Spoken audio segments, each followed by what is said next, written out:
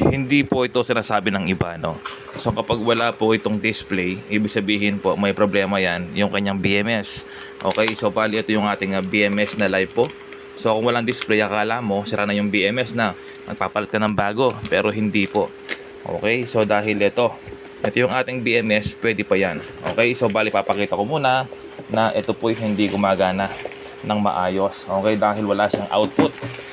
Okay, so bali test natin para maipakita sa inyo. Meron tayong tester. So bali test natin yung output niya, no? Paano nga mag-test ng output? So bali ito yung kanyang output. Ito, no? So bali ito yung positive, negative. Yan, lumalabas po dito ay 0.77 volts lang. Okay, wala po talaga siya. Okay, gagawin natin ay ganito lang. Kuha tayo ng wire. Kuha tayo ng wire na pang jumper. Ito po, no? So bali i-jumper natin dito. Yan, kung makikita po dito, i-jumper natin yung B negative. Okay, so bali bubuksan ko tong ating bagong BMS para maipakita ng maliwanag. Yan, ito yung ating bagong BMS. Ito, bago po ito, no? So bali ito lang yung i-jumper natin. Okay, para lang mas maliwanag po, no? Yon.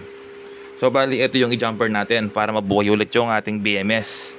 No, so bali i-connect po dito yung isang wire, B negative, at dito po sa P ano po to, power po to, no? Power. So bali power negative at B negative, dyan po natin i-jumper.